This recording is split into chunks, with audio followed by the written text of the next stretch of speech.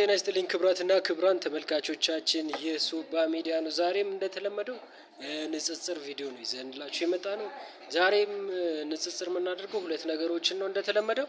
የመጀመሪያው ያው ውዱና ብራንድ የሆነው የአሜሪካ ካምፓኒ ቴስላን እና ቢዋይዲ አዲስ የመጣውን ኢትዮጵያ ውስጥ ለኢትዮጵያ ማርኬት አዲስ የሆነውን በእርግጥ በእድሜ ከቴስላ ቀደም ብሎ የነበረውን ብራንድ ነው የምናወዳደርላችሁ።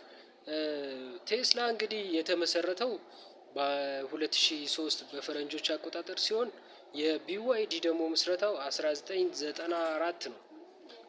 እንግዲህ ረጅም አመት ይለያያሉ ማለት ነው። ኤሌክትሪክ ቬክል ናቸው በእርግጥ ሁለቱም እና ማርኬቲንግ ካፓሲቲያቸው የቢዋይዲ 107.19 ቢሊዮን ሲሆን የቴስላ ደግሞ 1.5 ትሪሊየን በላይ ነው።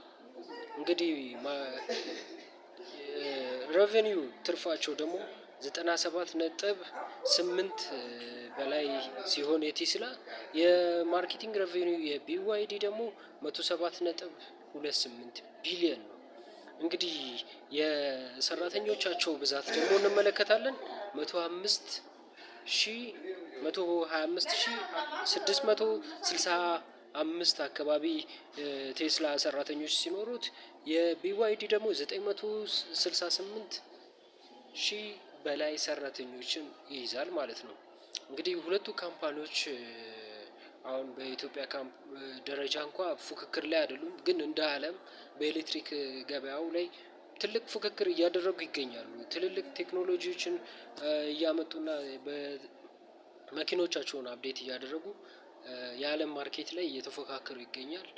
ኢትዮጵያ ውስጥ በእርግጥ ዶሚኔት አድርጎ የሚገኘው ቢዋይዲ ነው።